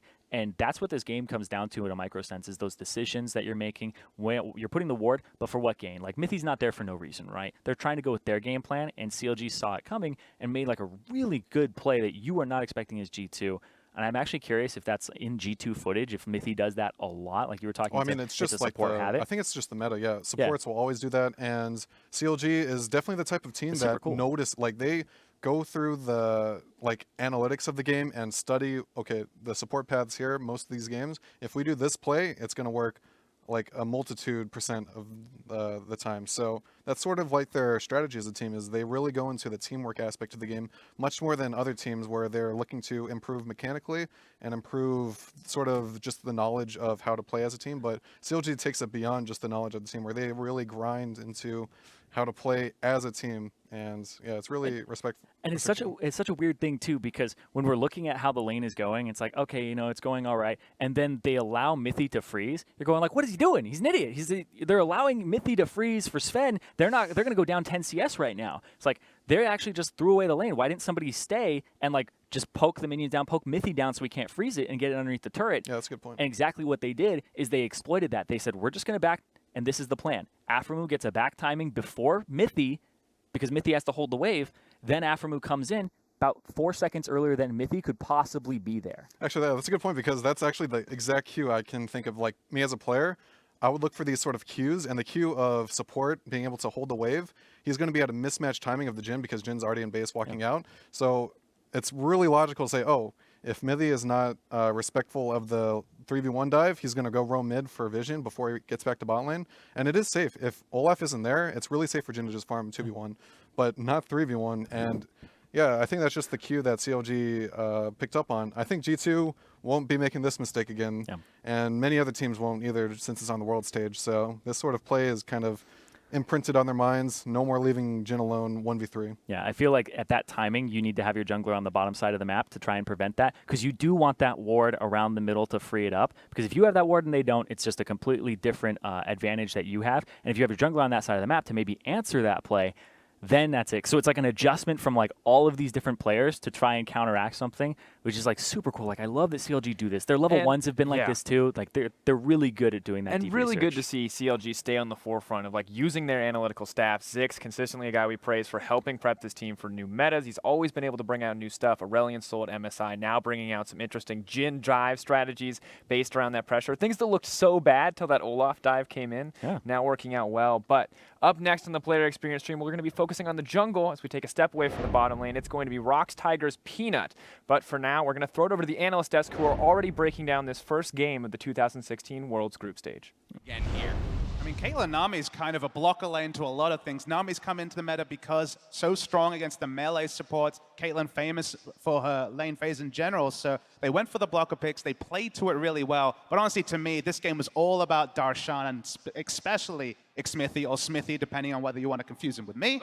But regardless, great performance by them. And the Olaf pick we never see in Korea did work. Well, yeah, you talk about that Olaf and Xmithy on it. Let's dive into our first replay brought to you by Acer here in the bot lane. Turret dive from CLG, going to come out on top 2 for 1 in this trade. And this is exactly what Defeasy was talking about. They know that there's a freeze going on, and they get to see Mithy go for a ward clear in the top side. Immediately, Xmithy reacts, and they see Sven being a little bit greedy. The wave should not be here in this position, and they go for the dive right away. And from this point on, this is what's going to snowball CLG's game.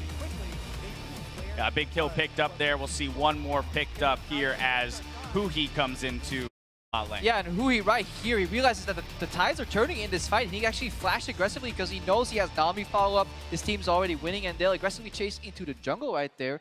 But the good thing there is Syndra has role priority over Vladimir, because Huhi was so on his toes. He immediately followed. He knew that whatever CS he loses mid or position, it's more important to play as a team and roam down. And this is the second part of this replay right here.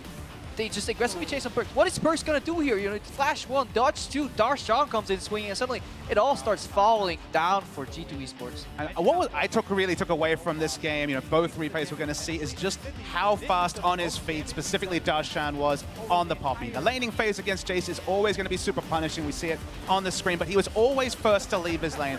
He knew his role. He was happy to drop CS 20, 30, 40, 50 if he could make the plays around. If those plays go wrong, you just lose the game because you're entering lane 70 CS behind, but making the plays was what CLG needed. And Crumbs, Darshan, this is the guy who was looked at with such a critical eye going into this international tournament. People saying he's the underperformer of CLG, but in this, as Papa Smithy mentioned, fulfilling that role, playing the role as he needed to against the likes of a Scary. Well, they find him being very successful in the Poppy pick, one that's not expected to be such a high priority in the meta, but of course just brings so much utility, and particularly it's one of the best champions at actually punishing the bottom lane, and I think that's really what CLG's plan was from the very get-go. That's why you draft the Caitlyn Nami right from the start, make sure that you can kind of neutralize the big strength for G2, which is that dual lane, and they did so quite well.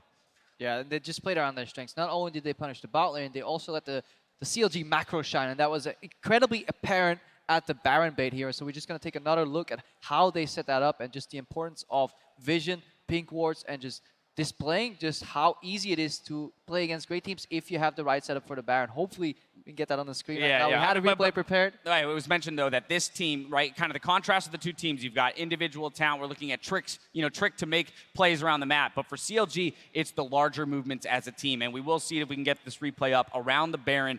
A great Baron dance from them, controlling the vision first, utilizing Darshan to kind of, push people out of it. Here we see it on your screen now. So they started knowing that they have vision control, because if we go to the vision toggle right now, we see 3 traps on the left side controlling that choke point. Then we have the zone control. They have 2 champions that are so fantastic at being a blocker. They have Poppy W, Poppy R, and in addition to that, they swept the pit. They have 2 pink wards. This is a magnificent setup from CLG, and major shots to my Weatherman Dash, who did the drawing on the screen here. And the other big takeaway is that, of course, the top laner here, Expect doesn't have teleport, so they had that extra information. They set up really well, double ping, such clean stuff from CLG. And you can't overlook the fact that they had wave control beforehand, so they push the waves immediately, they make G2 respond to the waves, and that's what you see them all funneling through that same place because they have to come in through the laning phase, and immediately Darshan does just such a wonderful job of zoning out Elise. You know it's the only factor that can steal it, and she can't get past without flash. Yeah, we saw it right there. We had the Poppy R come out. Everybody stepped back for a second. When they get closer, it's Aphromoo's turn. He throws out the tidal wave, and everybody on G2 is so apprehensive of entering that area. And if anybody came from the left side, they would have walked into those 3 traps. And at the end of the day, Poppy can do 2 roles. Initiation, we saw that, but goalkeeping, that's what it feels like. Just powering up that hammer, there for disengage, and got them the Baron, which really cemented this game for CLG. Well, this is going to bring us to our player of the game, though, and that's going to the Olaf play in the jungle. Mithy, 6-0-5 on that Olaf, making his presence known. And the cool thing about this game, how it started, is the way that CLG initiated the pathing. So Darshan actually faked a leash in the top side. He took a little bit of extra damage from the Krugs, showed up to the lane, weakened, and then Mithy was actually starting in the blue side. And with a little bit of a confusing path, it was very difficult for G2 to exactly figure out not just what his current path was, but what his future pathing would be. And that just adds to the element of surprise, and it makes a team be more cautious, especially in an opening match like this. And this was Mithy's best performance at 15 minutes in the game the entire season. He dealt 4.3k damage at 15 minutes, and he was 4-0-3 already right there. So involved in 7 kills, took 4 to his name. What a fantastic performance. We're going to need to see continued great performances out of him if CLG want to top their group. Now, before we gear up for Game 2, a reminder that World's Hectech crafting materials are available for 150 IP in client every day of the tournament. Use them to level up team icons and emotes to support your favorite squad. Now, there's a whole lot more League of Legends coming your way. When we return, it's Korea's Rocks Tigers versus the LCL's Albus Nox Luna. Stay with us. After 9 months of competition across all corners of the globe, 16 teams, the finest their regions have to offer, have all converged on the Bill Graham Civic Auditorium here in San Francisco, California. We are now loading onto the Rift for Game 1 of the 2016 League of Legends World Championship. Go Ward, Trick spots him down to 100 HP, and Darshan gets sniped! Expect draws first blood at the World Championship. He's missing an important cooldown for the fight. He's gonna die under his turret. The turret going down as well. Expect now caught by himself. Catastrophic mistakes from G2 as they will continue. Hey, we got this. I'm gonna go. I'm going to Jace. Yo, Jace bubble. Let's go, Jace. Go mid. End the game. I got it. End the game. Good job. Fucking sticks boys.